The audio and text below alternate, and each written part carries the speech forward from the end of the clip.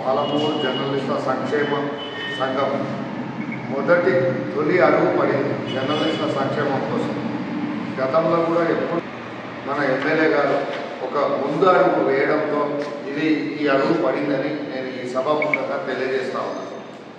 కలం సత్యాన్ని రాస్తుంది, గలం సమాజాన్ని మేల్కొల్పుతుంది. ఈ గలం కష్టాల్లో ఉన్నప్పుడు వాళ్ళకు తోడుగా ఉండడానికి ఒక సంక్షేమ సంఘం కావాలని ఆయన అన్నారు. ఎవరు? ఎమ్మెల్యే గారు ఎన్ఎం శ్రీనివాసరెడ్డి గారు. ఎందుకంటే ఆయన ఉద్యమ కాలం నుంచి కూడా ఎన్నో జర్నలిస్టుల సమస్యలు విన్నారు, వాళ్ళు చూశారు ప్రత్యక్షంగా.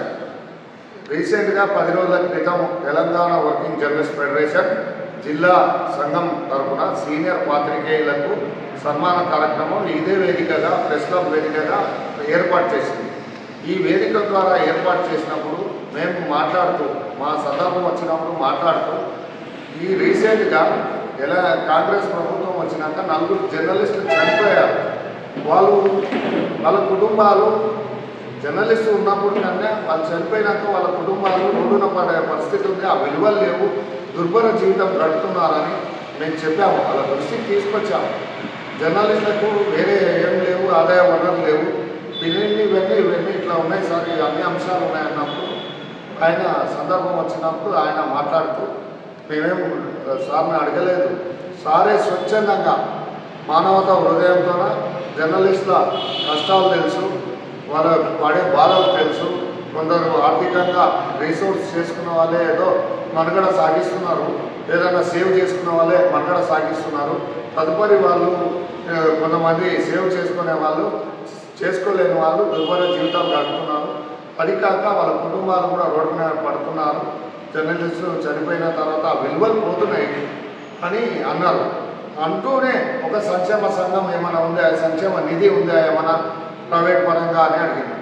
లేదు సార్, ప్రభుత్వ పరంగా జర్నలిస్టులకు చనిపోతే 1 లక్ష రూపాయలు ఇస్తున్నారు ప్రభుత్వము, చనిపోయినప్పుడు అన్నీ అప్లై చేస్తే ఇవన్నీ వస్తున్నాయి సార్ అంటే. ప్రైవేట్గా మీరు ఒకటి ఏర్పాటు చేసుకున్నారా అని అడిగింది. లేదు సార్, ఇక్కడ మౌనాలు ఎక్కడ చేయలేదు సార్ తెలంగాణ అలాగే అన్నాను. అంటే మీరు ఒక సంఘం ఏర్పాటు చేయండి, నేను ఒక నిధి పాలమూరు జర్నలిస్టుల సంక్షేమ నిధి అనేది ఒకటి ఏర్పాటు చేయండి, నేను విద్యానిధికి ఏ విధంగా అయితే ప్రతి నెల 1 లక్ష రూపాయలు ఇస్తూ ఉన్నానో జర్నలిస్టుల సంక్షేమ నిధి ఏర్పాటు చేయండి, నా జీతం నుంచి ప్రతి నెల 1 లక్ష రూపాయలు ఇస్తానని అన్నారు. ఈ ఏర్పాటుకు తోడ్పాటైంది జర్నలిస్టుల సమస్యల పట్ల ముందుకొచ్చి మమ్మల్ని ముందరికి నడిపించింది ఈ సంఘం ఏర్పాటు కావడానికి ముఖ్య కారణం మా ఎమ్మెల్యే శ్రీనివాసరెడ్డి గారు. ఆయనకు ఈ సభా వేదిక మీడియా సమావేశం ద్వారా ప్రత్యేక ధన్యవాదాలు తెలుపుతున్నాను. ఎందుకంటే జర్నలిస్టుల పక్షాన అందరూ ఏదో విధంగా సానుకూలంగా ఉండరు. వాళ్ళు నాయకులుగా ఎదగడానికి జర్నలిస్టులు ఎంతో తోడ్పడతారు. కొందరే జర్నలిస్టుల పక్షాన ఉంటారు.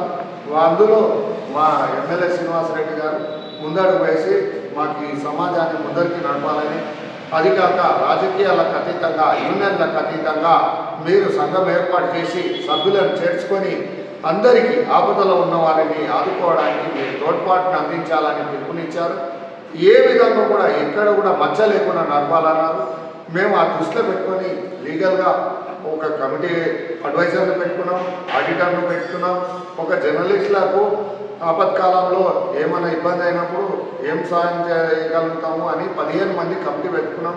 ఆ 15 మంది కమిటీ విధి విధానాలు రూపొందించుకొని జర్నలిస్టుల సంక్షేమం కోసం పాటుపడాలని, ఓ పవిత్ర సేవా కార్యక్రమం చేయాలని, దీనికి అందరినీ భాగస్వామ్యం చేసుకొని ముందరుకోవాలని మేము పూనుకున్నాం.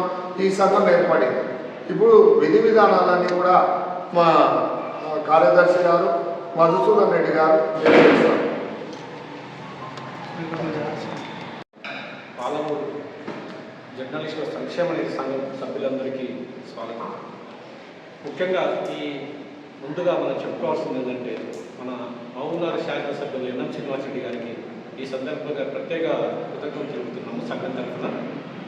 ఈ సంఘం ఏర్పడడానికి ముఖ్య కారణం మన ఎమ్మెల్యే గారు జర్నలిస్టుల కష్ట నష్టాలు తెలుసుకొని ఒక సంఘం ఏర్పాటు చేయాలి, దాని నిధి సమకూరుస్తానే ఒక మంచి లక్ష్యంతో ఆయన ముందుకెళ్ళారు. దానికి మేమంతా మద్దతుగా ఉంటున్నాము. మద్దతుగా ఉంటూ 15 మంది కమిటీగా వేసుకొని ఈ ఒక సంఘాన్ని ఏర్పాటు చేశాము. దీనికి కొన్ని విధి విధానం కూడా రూపొందించాము. ఒక ఎక్స్పర్ట్లతో ఒక అధ్యయనం చేసిండు మన అధ్యక్షులు గారు. అందరం కలిసి ఒక నిర్ణయానికి వచ్చాము, ఎలా చేస్తే బాగుంటుంది ఇది.